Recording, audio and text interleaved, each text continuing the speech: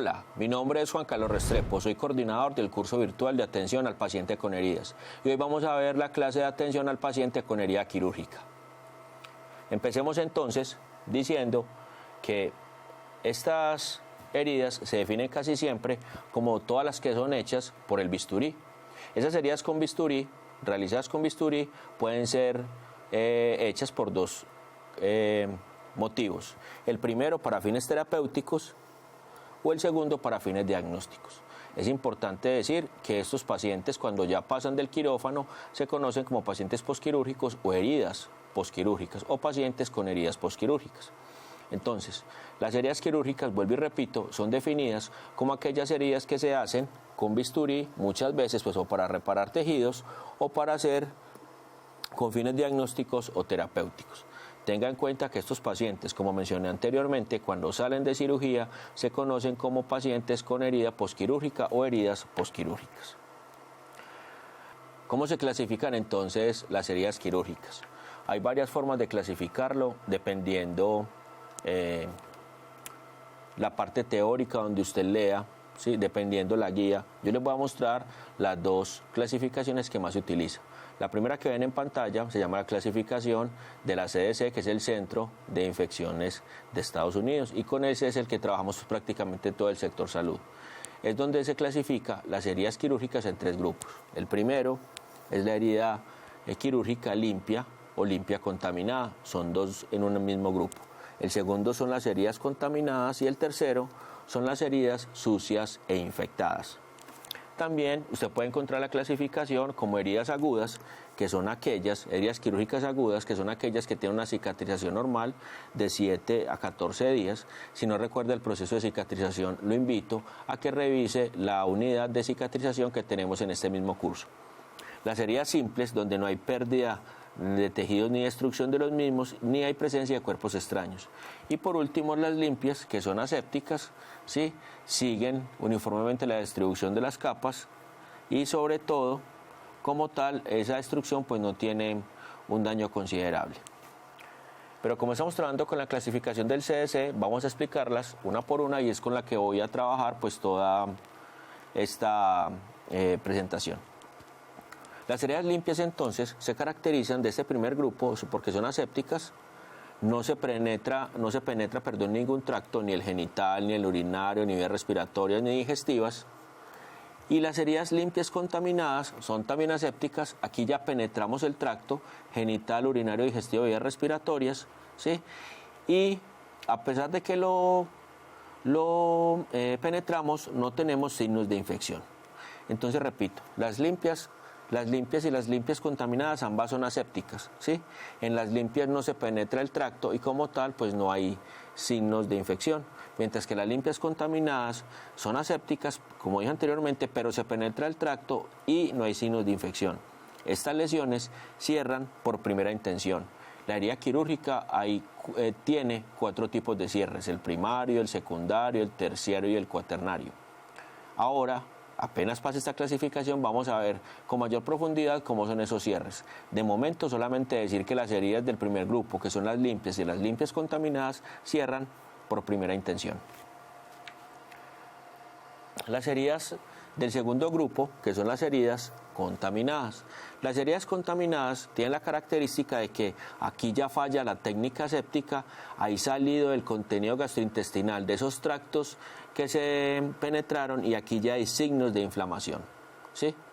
Y las heridas sucias o infectadas, que son el tercer grupo, son aquellas que ya tienen tejido desvitalizado, tienen infección, pus en el sitio de intervención quirúrgica, puede tener presencia de cuerpos extraños y en la mayoría de casos hay perforación de víscera hueca. Tanto el grupo 2 como el grupo 3 cierra por segunda intención, tercera intención y cuarta intención. Entonces recuerde, las heridas del primer grupo, que son las heridas limpias y las limpias contaminadas, son heridas que cierran por primera intención. Las heridas del segundo y tercer grupo, que son las contaminadas y las sucias infectadas, cierran o por segunda, tercera o cuarta intención. Ya en un momento vamos a mirar con mayor profundidad, repito, qué son los cierres primarios al cuaternario. Muy bien, entonces ya sabemos que hay 3 grupos de heridas, ¿sí? Dependiendo las características del paciente.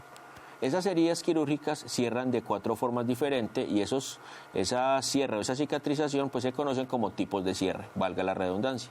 El primer tipo de cierre se llama cierre primario o de primera intención, que es el que observan en pantalla. Ese cierre primario de primera intención, digamos que es el cierre ideal. Es el paciente, por ejemplo, con una cesárea, si entra a cirugía, le hacen su procedimiento y sale con los bordes con los bordes ya cosidos, ¿sí? Los bordes afrontados y casi no deja cicatriz, es el cierre ideal. Entonces, estos cierres esos tejidos, se cierran de forma primaria. Hay un mínimo edema, como este que observan en pantalla, ¿sí? Mire que el paciente sale con sus puntos sin infección, no tiene edema, no tiene calor, no tiene rubor y casi no deja cicatriz. No tiene secreción, sigue un tiempo de cicatrización leve, pues la cicatrización que tiene la herida aguda, no hay separación de los bordes y la cicatriz es mínima. Es la cicatrización o el cierre ideal. El otro cierre con el que contamos es el cierre secundario o de segunda intención. El cierre secundario, acá la herida queda abierta por alguna razón, o porque tiene un cuerpo extraño, o porque simplemente se quiere saber si quedó con una fístula, ¿sí? Por alguna razón el cirujano la deja abierta. La herida por lo general cicatriza desde las capas más profundas, esta cicatrización la cicatrización es la más larga y complicada, ¿sí? El cierre se da por contracción y la cicatriz es sinestética. En esta, por lo general, se deja abierta pero no se coloca antibiótico, en espera de que haya alguna fístula o para monitorizar en partes más profundas el sitio de la cirugía. Este es un cierre por segunda intención con dehiscencia de la herida. Esta dehiscencia de la herida es una complicación, la vamos a ver más adelante, que es que cuando los bordes se abren por la tensión que tienen, ¿sí? Y se deja entonces abierta hasta que se trate y ya vuelva otra vez a entrar a cirugía. El cierre de tercera intención o cierre primario diferido es muy parecido al segundo, pero este se utiliza en heridas contaminadas o tejidos que están muy traumatizados, se deja abierta de 5 a 7 días, hay unos libros que dicen hasta 14 días y por lo general esta herida lleva antibiótico-terapia, ¿sí? ¿De cuánto antibiótico? Pues dependiendo los ciclos que necesite el paciente y las características pues del cultivo que le hayan hecho o lo que sea. Así aquí diga 7 días, la antibiótico terapia del ciclo puede demorar hasta 14 días y volver a repetir. Ya cuando se acaba ese ciclo, que ya no está contaminada ni infectada, ya se cierra por primera intención. Por eso se dice que es un cierre primario diferido. Y las heridas por cuarta intención son aquellas cuando usted necesita acelerar el proceso de cicatrización o los otros procesos no han servido, ¿sí? Son heridas que cierran por injertos o colgajos. Los injertos son aquellos que yo retiro piel de un lado y la separo del todo para colocar en otro lado, puede ser del mismo paciente, de otro paciente compatible o de tejido de difunto o de cerdo. Y los colgajos son aquellos que no se separa la piel, sino que se corta piel adyacente a la herida y se hace como un puente, pues para que ese paciente siga el proceso de cicatrización. Acá tenemos entonces, esta es una lesión que recibimos, ¿sí? Mire las características de la herida, el lecho está listo para cicatrizar y aquí ya tenemos el injerto. Este es un piel del mismo paciente que se quita por lo general del muslo, o de la pierna o de la espalda, dependiendo de donde tenga más piel apta, y se coloca pues en esa misma lesión, se siembra por así decirlo, y se espera entonces que ya como tal se adhiera a la piel y tenga circulación, pues si el tejido sea pues útil y se cierre la lesión. Acá tenemos también otro injerto, mire las características que tiene. Aquí anteriormente este paciente, mire por acá tuvo otro injerto también, ¿sí? Es importante entonces que usted acá ya es un injerto más antiguo y este es el último injerto mucho más reciente. Mire las características de la piel perilesional, mire las características del injerto, ¿sí? Muy bien, hemos visto entonces cómo se define la herida quirúrgica, los tipos de herida quirúrgica que hay y los tipos de cierre o intenciones de cierre que puede presentar o que se puede hacer en la herida quirúrgica. Ahora vamos a ver cuáles son las principales complicaciones de esa herida quirúrgica. Estas complicaciones se dividen en 2 partes. La primera, que son las complicaciones tempranas, que van desde el posoperatorio, es decir, el día 0 de la cirugía, hasta el día 30. Es decir, si usted lo opera en el 1 de junio, ¿sí? tiene hasta el día 30 para presentar alguna de las complicaciones que vamos a ver a continuación, que pueden ser dehiscencias de las suturas, evisceración, seromas o hematomas. Las primeras son alteraciones relacionadas con el cierre y las segundas relacionadas con distribución de líquido. Estas son las tempranas. El siguiente grupo que vamos a ver a continuación son las tardías. Las tardías entonces se dan desde el día 30 hasta el día 90, por lo general. ¿Cuáles son esas complicaciones? Cicatrices hipertróficas o queloides, cuando usted nunca ha cicatrizado en hipertrófico queloide. Es decir, si usted siempre ha cicatrizado bien y después de la cirugía cicatriza en hipertrófico queloide, se considera una complicación del proceso quirúrgico. La evisceración, la eventración y la intolerancia al material protésico. Me devuelvo porque quiero que repasemos el concepto de nuevo de las infecciones. La primera, o el primer grupo de infección son las tempranas, que van desde el día de la cirugía hasta el día 30. En ese proceso, en ese mes, usted puede presentar cualquiera de las 4 que ve acá. Y las segundas, usted ya está en su casa, tranquilo, y resulta que al día 50 de la cirugía, usted puede presentar o una cicatriz hipertrófica, o queloide, evisceración, eventración, o una intolerancia a los tejidos. Tiene hasta el día 90 para que sea complicación tardía. Debe volver al hospital y lo ingresan por complicación quirúrgica. Muy bien. Entonces, hay también complicaciones infecciosas. La más conocida es la infección del sitio quirúrgico o lo que se conoce como ISO.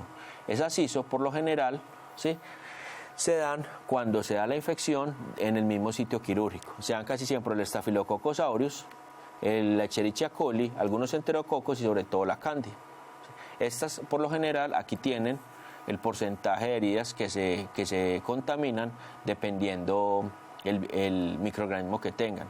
¿Qué es lo más importante? Que hay protocolos en las instituciones, que hay ya muchos programas establecidos para disminuir esas ISO. Casi siempre cuando se presentan es por mala técnica séptica de los profesionales que están operando en ese momento.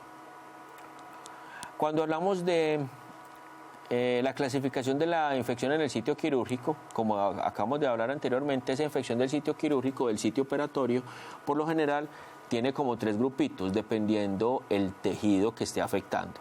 Entonces, si esa ISO es incisional superficial, hablamos que está afectando piel y tejido subcutáneo y se da durante los primeros 30 días. Si es incisional profunda, que ya afecta fascia de músculo, desde el día 30 al día 90. Pero también puede ser profunda, que es en el plano del procedimiento y se da también del día 30 al día 90. Todas estas infecciones se caracterizan porque tienen factores comunes para que se presenten. Por ejemplo, hay varios factores como los que se presentan en el sitio quirúrgico. Y esos factores muchas veces están relacionados con el paciente. Porque no se tiene en cuenta el estado inmunitario del paciente, si tiene enfermedades de base, por ejemplo una diabetes mellitus. Recuerde que el paciente con diabetes mellitus por lo general tiene mucha presencia de bacteremias, lo que hace que esa herida quirúrgica pues continuamente esté en riesgo de infección o se infecte.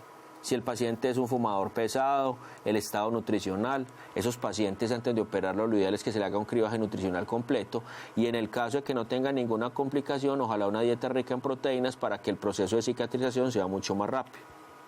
La estancia en el hospital preoperatoria, porque si el paciente puede llegar a adquirir alguna infección en el mismo hospital, y sobre todo la colonización por el Staphylococcus aureus. Eso hace entonces que esos sitios quirúrgicos, la infección del sitio operatorio y sitio quirúrgico, pues se ve mucho más severa. Pero también tenemos factores relacionados con el sitio quirúrgico, en este caso los que son dependientes del acto quirúrgico. Y tenemos sobre todo la ducha preoperatoria con antisépticos, cuando al paciente antes de ir al procedimiento le pegan o le administran una ducha con antisépticos. En algunos protocolos está ya suspendida o esta práctica no se hace, en otros hospitales sí, entonces es normal que lo puedan ver. El rasurado del sitio, en algunas partes lo hacen, en otras ya no lo hacen por el riesgo de infección. La limpieza de la piel con antiséptico previa a la cirugía, porque se pierde la flora residente y la transitoria, la profilaxis antibiótica, la técnica quirúrgica inadecuada y sobre todo el manejo de portadores entre el personal quirúrgico. Y por último, también tenemos algunos factores relacionados con los recursos materiales, cuando el quirófano no recibe la limpieza adecuada, aparte de eso no se utilizan mascarillas, guantes y gorros reglamentarios o no exactamente los que son, o ya se ha utilizado con otros pacientes y no se cambia, y también la mala esterilización del material quirúrgico. Esos 3 puntos, esos 3 factores hacen que la herida pues se complique todavía mucho más. Y hay algunos factores relacionados con el paciente o con el posoperatorio, que son los cuidados posoperatorios de la herida, que muchas veces el paciente se manda de forma temprana para la casa y no se le dan los conocimientos, o tiene conocimientos y creencias urbanas, ¿sí?, que lo que pueden hacer es empeorar el sitio quirúrgico como tal. Y sobre todo la vigilancia epidemiológica del sitio de infección respiratoria por los comités de infección.